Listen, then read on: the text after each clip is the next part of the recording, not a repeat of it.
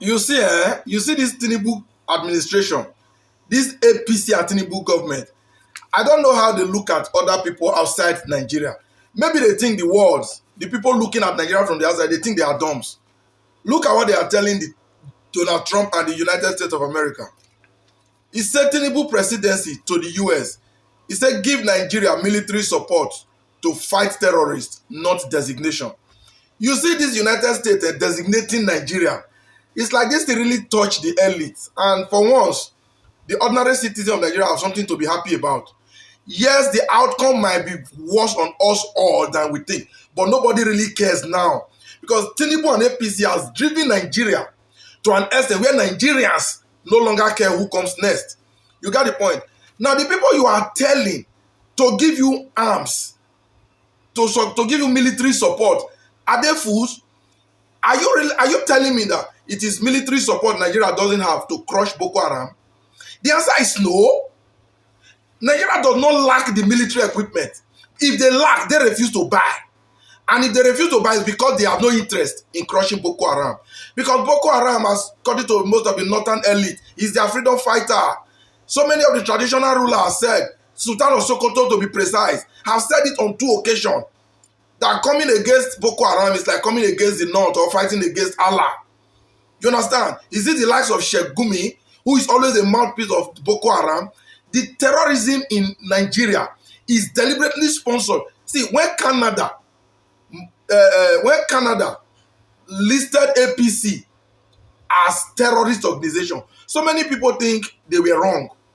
This is not the United States now. Canada saw the activities of APC and PDP and said, these are terrorist organizations. They know what they were talking about.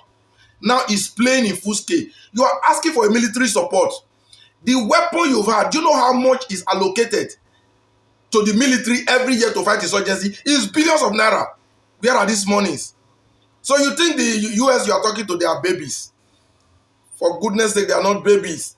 You pamper Boko Haram, you romance them, you treat them like first-class citizens.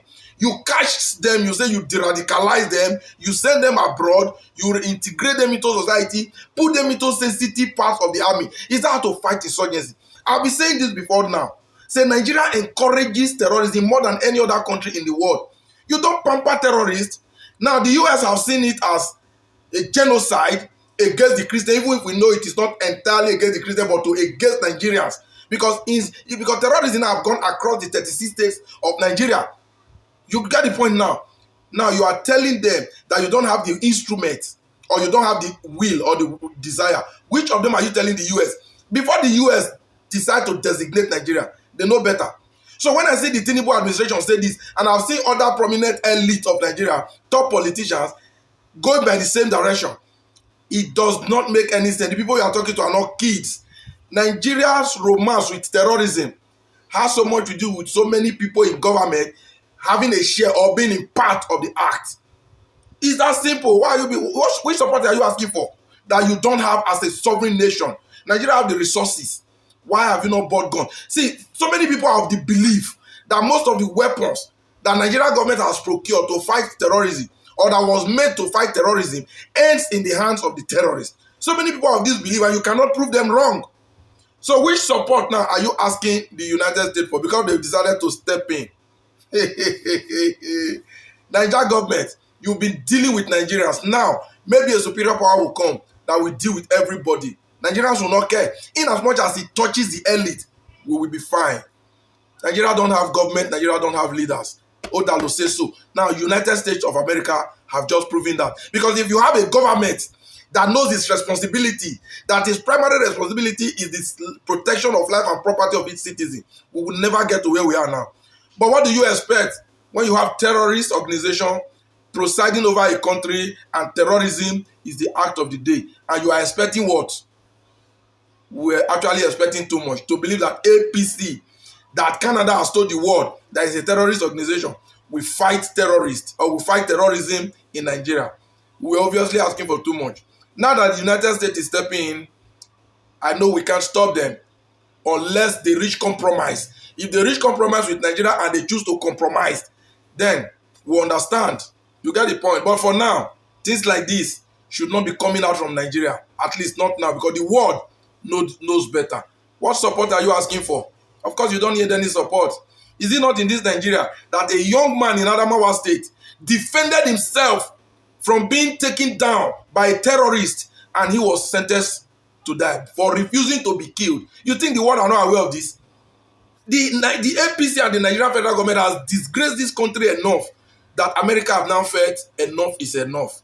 People don't see. I see so many people saying Nigeria is a sovereign nation. The United States have no right to invade the country. What if US still see Nigeria as a country that have no president?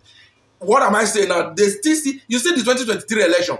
So many countries, in their heart of heart, have not legitimized Bola Ahmed Tinubu as president. What if we have a situation where America is looking at Nigeria like a country where there is no president and there is surplus of resources to invest? What if they are taking advantage of that? Remember, this same Tinubu has a very dirty record in their archive, to the extent that they made us understand that it's a CIA asset. You don't even know what that means. The man you gave your presidency has opened the door for external aggression. And if the US take advantage of that, it is not US fault. We should be blaming the dozer Nigeria that supported this calamity.